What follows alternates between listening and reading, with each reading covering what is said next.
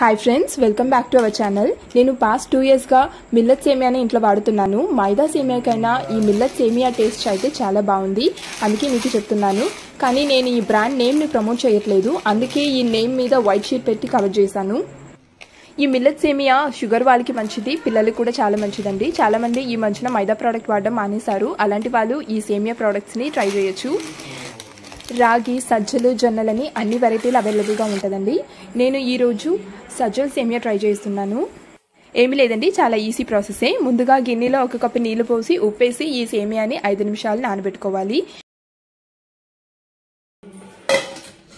సాఫ్ట్గా నానిన తర్వాత సేమియాలో ఉన్న నీళ్ళని గట్టిగా పిండేసి ఒక చిల్లుల గిన్నెలో ఇలా స్ప్రెడ్ చేసి ఉంచుకోవాలి. ఇలా స్ప్రెడ్ చేయడం వల్ల మీకు సేమియా పొడి పొడిగా వస్తుంది. తర్వాత ఇలా ఇడ్లీ పాత్రలో వేసి ఒక 5 to 7 మినిట్స్ దాకా మీడియం ఫ్లేమ్లో ఉడికించుకోవాలి. ఈ మిల్లెట్ సేమియాకి అయితే నీళ్ళు ఎక్కువ పట్టదు, అందుకే మీరు మామూలు సేమియా లాగా చేస్తే మీకు గుజ్జు అయిపోయిందండి, టేస్ట్ బాగోదు. సేమియా ఉడికే లోపల పక్కనే మనం తాలింపు రెడీ చేసుకుందాం. ఎప్పుడులాగా ఉల్లిపాయ, టమాటాలు వేసుకోవచ్చు. కొంతమంది ఏమో క్యారెట్, బీన్స్ ముక్కలు కూడా వేసుకుంటారండి, టేస్ట్ బాగుంటుంది. మనం ఎన్ని ప్రాసెస్ ఎందుకు చేయాలి, మామూలు సేమియా లాగే చేయొచ్చు కదా అని అనుకోవచ్చు. కానీ అలా చేసేటప్పుడు ముద్దలు అయిపోయిందండి, టేస్ట్ ఏం బాగోదు.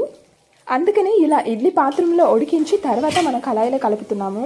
అలా కలిపేటప్పుడు మంచి నీళ్ళు చల్లుకుంటూ కలిపితే మనకి నూనె ఎక్కువ పట్టదు.